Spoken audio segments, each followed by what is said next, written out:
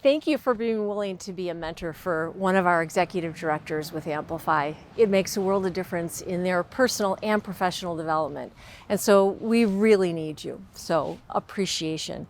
Now, you are going to be meeting with your executive director once a month for about 6 to 12 months. And in that time, you're going to create a safe space that allows the executive director to really process and evaluate and analyze the kinds of choices that they're making.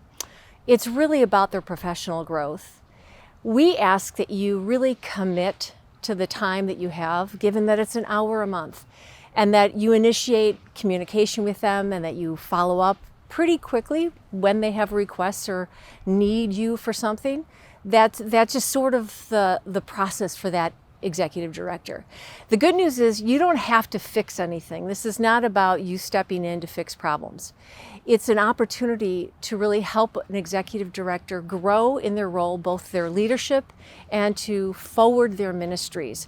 And that's really what we're looking for. It's this safe space where you create an opportunity to assess, reflect, consider, and in that you're fully showing up, you're really being present is an important element that the executive director notices. And that's what we've learned.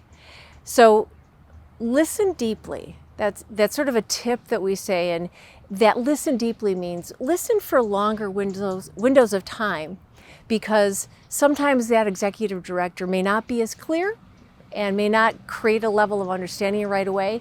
So your ability to listen and to not jump in is incredibly important. So I guess that means we're asking you to show up with a bit of grace and patience for the process. Notice when you're making comments and recommendations and suggestions, whether or not that executive director seems to be fully engaged themselves. Do they seem to feel heard? And the reason you do that is because if they shut down, you'll notice a change in energy. When your ED is really involved with you, they're involved, they're physically there, their enthusiasm shows in their voices. And if you know them and you begin to notice they're shutting down or being quiet or just not jumping in, take advantage of what you notice and ask them what they believe they hear you saying to them.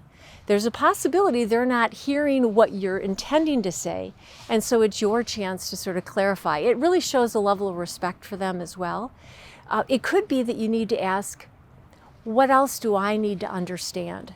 As your mentor, what do you want me to know? This is a privilege to mentor another person in the development of their ministry.